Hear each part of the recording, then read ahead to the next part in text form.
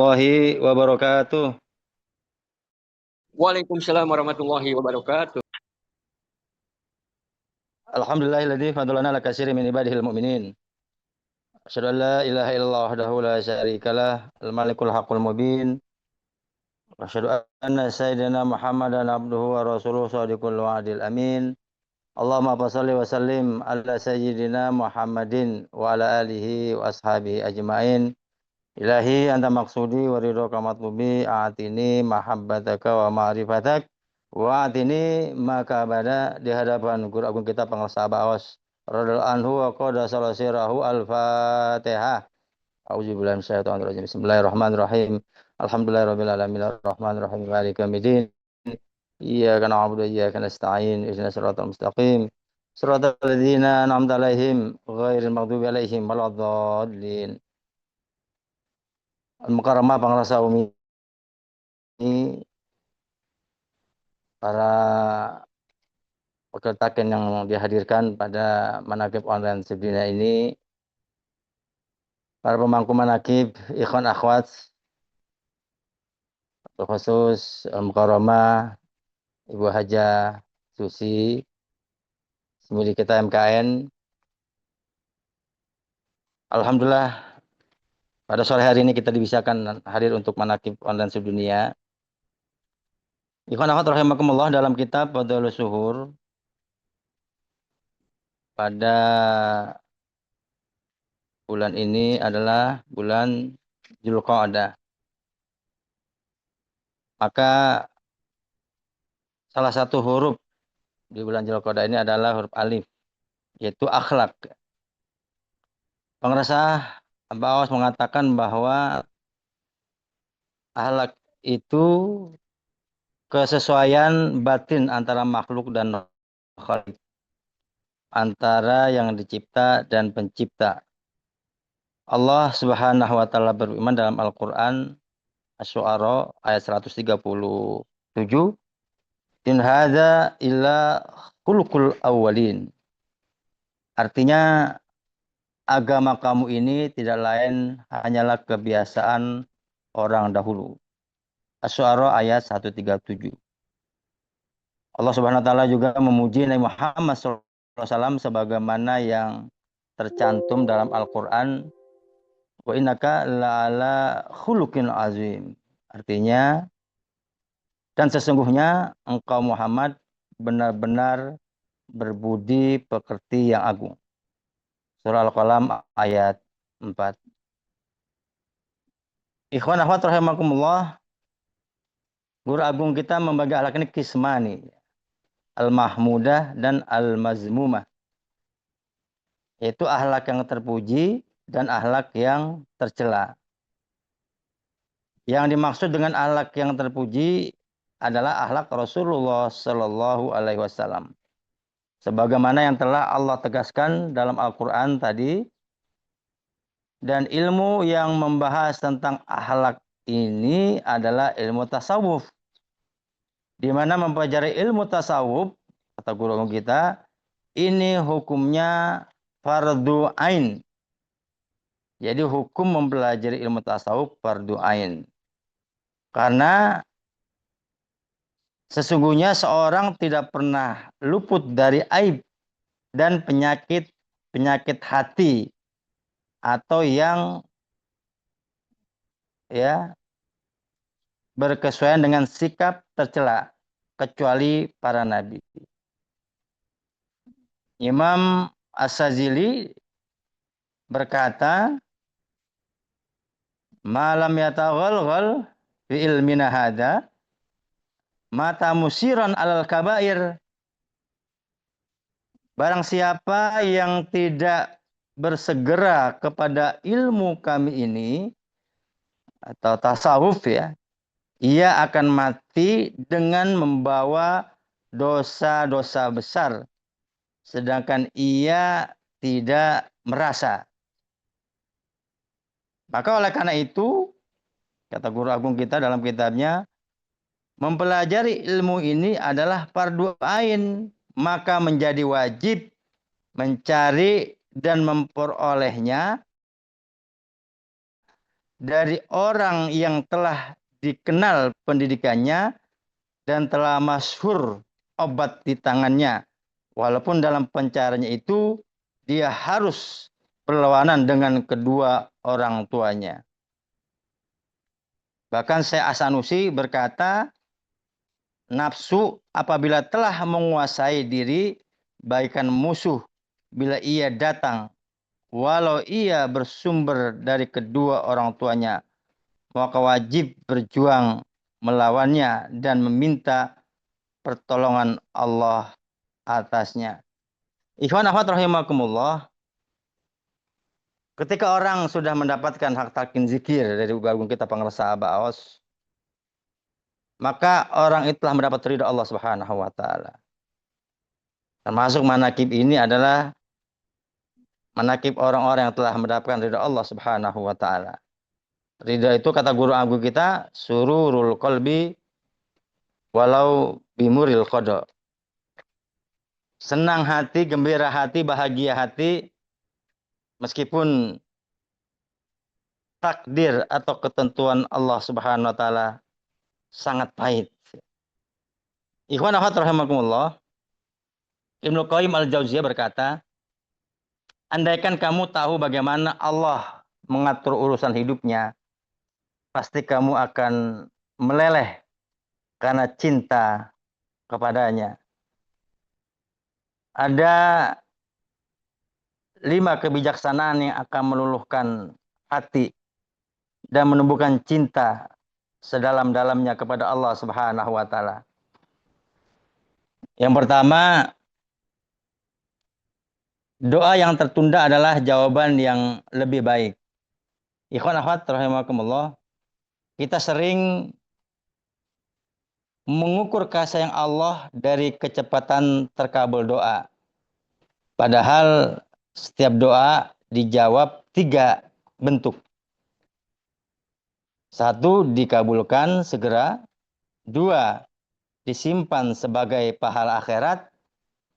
3, dijauhkan dari keburukan.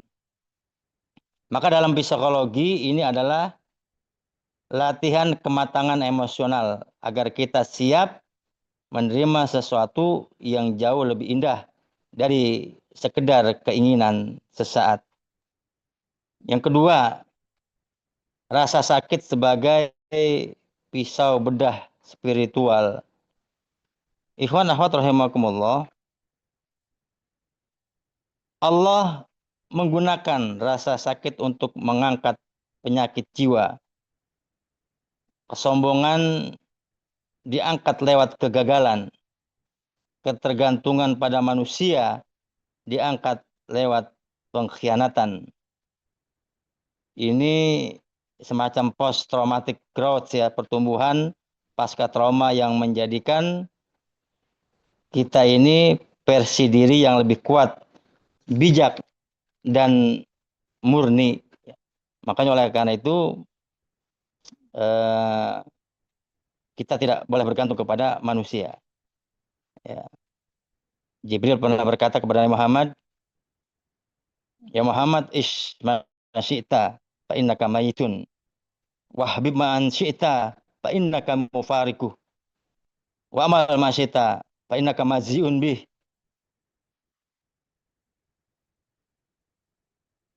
Ya Muhammad, hiduplah kau sesukamu, kata Jibril, tapi kau akan mati.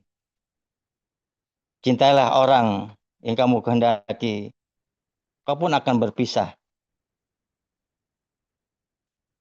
Berbuatlah, kau akan diminta pertanggungjawaban. Wa'lam anna syarafal mu'min qiyamul lail wa izzuhu al-istighna 'anin nas. Ketahuilah, kemuliaan seorang mukmin adalah qiyamul lail, dan kemuliaan seorang mukmin dia tidak bergantung kepada manusia. Siapapun yang bergantung kepada manusia, dia akan kecewa. Ikhwan akhwat rahimakumullah, yang ketiga, jahitan tangan Allah dalam pertemuan dan perpisahan. Ini menyangkut tentang ketentuan Allah ya. Hidup seperti melihat taplak bordir ya. Dari bawah yang tampaknya hanya benang kusut, namun dari sisi atas atau perspektif Allah, setiap perpisahan dan kegagalan adalah simpul yang diperlukan untuk membentuk pola yang sempurna. Jangan menilai kehidupan dari sisi bawah yang terbatas. Ya. Maka Imam Ghazali selalu melihat semua orang ini baik. Ya. Imam Ghazali ketika melihat seorang anak, wa aqallu minni dzamban, kata Imam Ghazali. Orang ini dosanya lebih sedikit. Ya. Jadi kalau kita melihat anak, ya, seorang anak kecil, dosanya lebih sedikit dari kita. Ketika melihat orang yang sudah tua, Imam Ghazali berkata, huwa aksaru minni ibadatan. Orang ini lebih banyak ibadahnya dari saya. Jadi selalu baik. Jadi melihat orang ini selalu baik. Bukan dalam perspektif buruknya saja melihat manusia. Ya. Jadi Allah Subhanahu wa taala melihat manusia dari sisi baik dan sisi buruk. Setiap manusia ada baik dan ada buruknya. Tapi kadang-kadang memang manusia ini kita punya 1000 kebaikan, sekali saja kita buat kesalahan, maka yang dilihat adalah kesalahannya, ya, bukan kebaikannya. Tapi Allah beda. 1000 kali kita melakukan kesalahan, sekali Allah melakukan kebaikan, maka Allah menghapus kesalahan kita.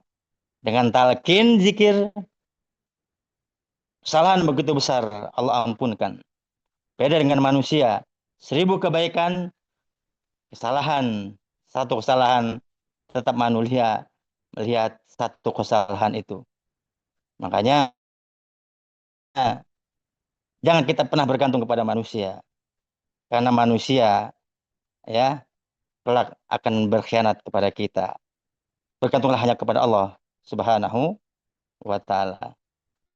Maka kita sebagai ikhwan akhwat, mari kita melihat positif pada siapapun. Ya, kita menjadi orang yang selalu husnuzon, tidak boleh suuzon. Kenapa? Karena iyyakum wazonna, wa inna zonna akdzabul hadis. Jauhilah buruk sangka, karena buruk sangka itu adalah sepaling-paling dusta perkataan. Bahkan kalau ada orang hanya melihat sisi keburukan manusia saja, itu adalah pecundang. Allah saja yang menciptakan langit dan bumi tetap melihat manusia ada sisi kebaikan dan ada sisi keburukan. Yang keempat, kekuatan syukur di tengah budaya keluhan. Guru agung kita selalu mengajarkan, apapun yang kita alami dalam hidup ini, tidak boleh sedih, ya, tidak boleh galau. Kita selalu mengucapkan alhamdulilladzi faddalana ala kasirim min ibadihil mu'minin. Tapi sesungguhnya masyarakat yang kuat adalah mereka yang bahkan bertanya, ya. Masyarakat yang kuat adalah mereka yang berhenti bertanya mengapa ini terjadi. Dan mulai bertanya apa yang bisa dipelajari. Maka syukur ini adalah magnet rahmat. Dengan mensyukuri hal kecil, napas kita, ya, detak jantung kita, kesempatan hari ini, hari kita akan meleleh dalam cinta yang menjadi kekuatan tak terkalahkan. Yang kelima, yang terakhir, ridho, puncak kedamaian. Ya, kita ketika sudah mendapat hal takin zikir dari penguasa guru agung kita telah mendapat ridho Allah. Ridho itu adalah puncak kedamaian jiwa. Makam tertinggi adalah ridho, ketenangan hati yang tidak terguncang oleh hasil setelah usaha maksimal. Ini adalah kondisi pelepasan kendali yang membawa kedamaian tertinggi. Di titik ini, ya, di titik ridho, kita menyadari bahwa memiliki Allah adalah lebih baik, sudah lebih dari cukup, melampaui segala keinginan duniawi. Maka di akhir khidmah ini kita dengarkan syair Rabi'ah al-Adawiyah. Wahibbuka hubbaini hubbal hawa wa hubban li'annaka ahlu lidzaka. Fa amal ladzi huwa hubbal hawa fa syughli bi zikrika amman siwaka. Wa amal ladzi anta ahlun lahu fa kasbuka lil hujibi hatta araka. Kata Rabi Adawiyah, aku mencintaimu. Dua cinta. Cinta hasrat atau cinta diriku. Dan cinta karena engkau layak untuk dicintai. Adapun cinta hasrat adalah kesibukanku. Menyebut namamu tanpa mengingat selainmu. Adapun cinta karena engkau layak dicintai adalah engkau membukakan tirai hijab hingga aku dapat melihatmu. Di karamah guru agung kita Bangsa Abawas Sirul Anwa Qadasallahu sirrahu al-Fatihah. A'udzubillahi minasyaitonir